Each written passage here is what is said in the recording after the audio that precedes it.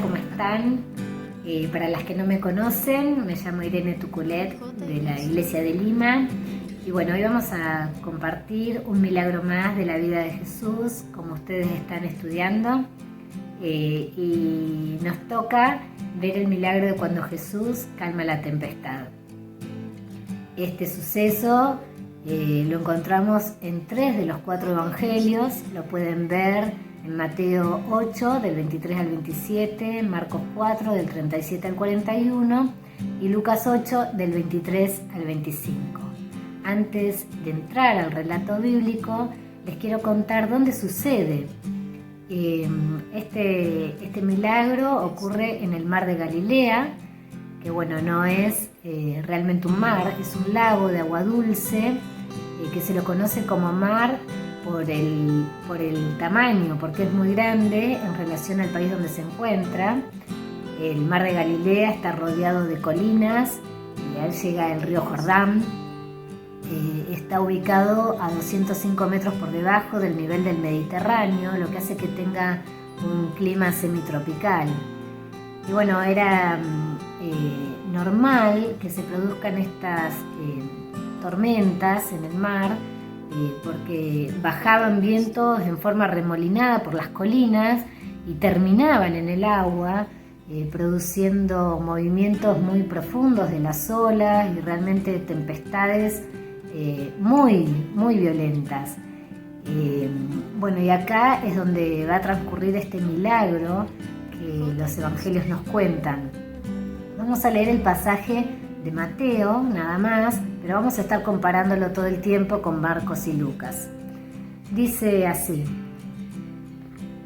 y entrando él en la barca, sus discípulos le siguieron, y aquí que se levantó en el mar una gran tempestad, tan grande que las olas cubrían la barca, pero él dormía.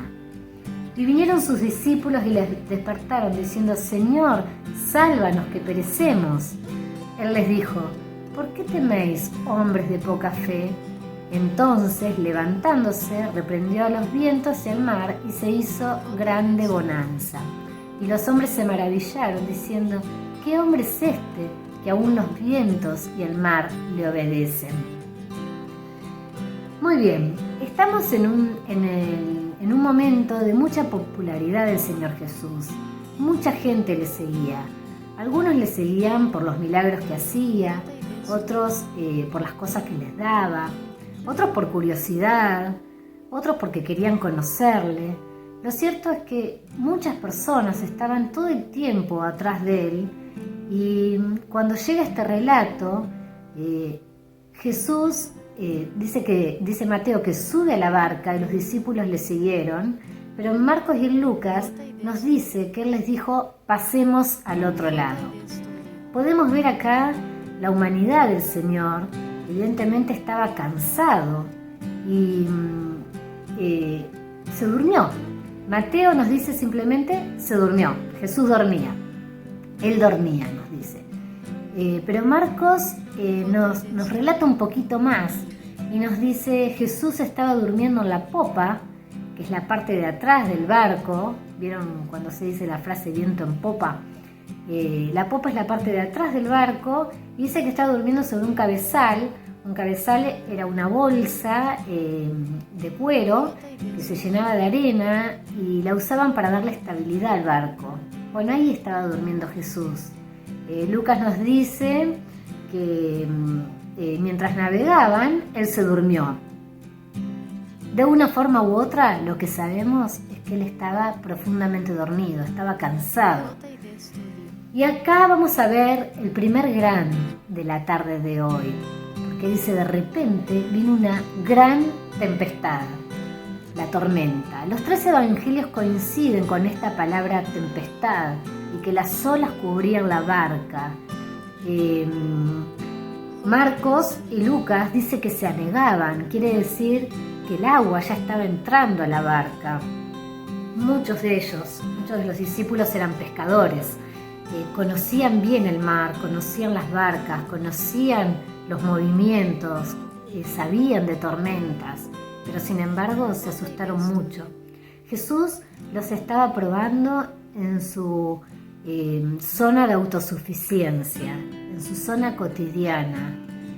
Ellos acá era donde tenían que poner la fe en Él, que les había dicho pasemos al otro lado. De acá podemos ver algo muy importante, que la obediencia a Cristo no nos exime de pasar por momentos difíciles en la vida, de pasar por tormentas.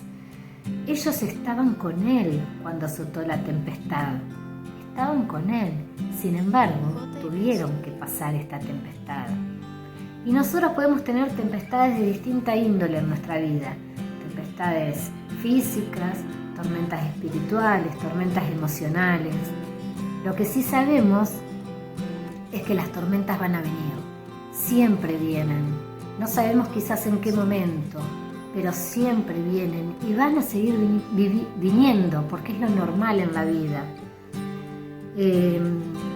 Pero tenemos unas promesas, muchas promesas. Por ejemplo, en 1 Corintios 10:13, Dios nos dice que no nos va a dejar ser probados más de lo que podamos soportar. En Juan 16:33 nos dice que en el mundo tendremos aflicción, pero que confiemos porque Él ha vencido al mundo. Bueno, lo cierto es que los discípulos se llenan de temor y lo despiertan. Sálvanos que perecemos. Mateo y Lucas dicen que Él reprendió a los vientos y al mar.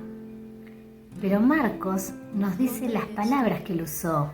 Les dijo, calla, enmudece, como si estuviera retando a un animal feroz, ¿no es cierto? ¿Y qué pasó? Acá vemos el segundo gran de la tarde de hoy. Se hizo grande bonanza, instantánea, una calma repentina. Nos enseña que Jesús es el Señor de la naturaleza, que tiene dominio sobre ella, y acá vemos su divinidad. Aún en las circunstancias más dolorosas y difíciles de nuestra vida, estamos en sus manos y podemos confiar en el que tiene el poder sobre la naturaleza. Isaías 41:10 nos dice, no temas, porque yo estoy contigo. No desmayes, porque yo soy tu Dios que te esfuerzo. Siempre te ayudaré, siempre te sustentaré con la diestra de mi justicia. Jesús los reprendió por su falta de fe. ¿Por qué? ¿De qué tienen miedo? Tenían al Señor del viento y de las olas con ellos en la barca. Seguía siendo el Señor, aunque estuvieran en medio de la tormenta. Qué importante para nosotras saber eso, que aunque estemos en el medio de una tormenta en nuestra vida, Él sigue siendo el Señor. No habían llegado todavía a ser conscientes de que Jesús era el Señor de la naturaleza. Y qué parecidos a nosotros cuando estamos en medio de las tormentas, cuando estamos en medio de nuestras angustias. A veces no llegamos a percatarnos de que Él es el que está con nosotros. No es la falta de tormentas lo que nos distingue a los cristianos. Lo que nos hace diferentes es que tenemos a Él junto a nosotras para poder atravesarlas. Está en nosotras llamarla, aferrarnos, abrazarnos a Él, descansar en Él y pedirle que tome el control de esta tormenta. Por dolorosa que sea, por más que yo no la entienda, siempre la tormenta en mi vida tiene un propósito. Jesús le había dicho crucemos al otro lado. Nada iba a impedirlo, nada, ni siquiera una tempestad. Ellos se dejaron llevar por sus emociones y no pusieron su mirada en la palabra del Señor que les había dicho, pasemos al otro lado. Después de la calma, dice Mateo y Lucas que ellos se maravillaron, pero Marcos nos dice que temieron con gran temor. Y este es el tercer gran que nosotros vamos a ver hoy. Gran temor. No gran temor de la tempestad, porque la tempestad ya había pasado. El gran temor es, ¿quién es este? ¿Quién es este que aún el viento y el mar le obedecen? No es de asombrarse que temieran a este, que mandaba las olas, que mandaba el mar, que mandaba el viento. Estaban creciendo en su conocimiento de quién era Jesús. Y nosotros también tenemos que crecer en ese conocimiento. Pero según el Evangelio de Lucas, que va relatando los sucesos en el orden que fueron pasando, vemos que hay 4 grandes milagros extraordinarios donde ellos van a aprender que Jesús tenía el poder, y tenía poder como Señor de la creación al calmar la tempestad. Iban a aprender de su poder y su autoridad sobre el diablo cuando iba a encontrarse con el endemoniado gadareno. Después iban a ver su poder sobre las enfermedades, con la mujer que toca el borde del manto de Jesús. Y después iban a aprender su poder sobre la muerte, cuando resucita la hija de Jairo. Uno atrás del otro, todos pegaditos. Tenían mucho por aprender. Nosotras también tenemos mucho por aprender en nuestro andar con el Señor. Conclusiones. Vamos a ver 3 conclusiones. Primero, que el estar andando fielmente no significa que vamos a vivir ajenas a problemas. Ellos estaban andando con el mismo Jesús, estaban caminando con Él, estaban navegando con Él. Subir a la barca con Cristo puede implicar que tengamos que mojarnos con Él.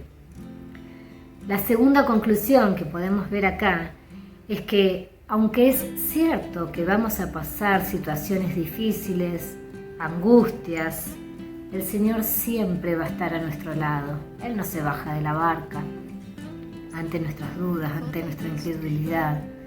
Él no se baja de la barca. Repite muchísimas veces en su palabra: no temas. Muchísimas veces: no temas. Y tercero, nada puede impedir que se cumpla la voluntad del Señor, el plan de Dios para mi vida. Pasemos al otro lado. Porque Dios es omnipresente, está con nosotros en medio de la tormenta. Porque Dios es omnisciente, sabe dónde estamos en el momento de la tormenta. Y porque Dios es omnipotente, puede ayudarnos a pasar la tormenta. Que temamos solamente ante la majestad de Cristo. Que tengan un hermoso día y que Dios las bendiga a todas. Un beso grande.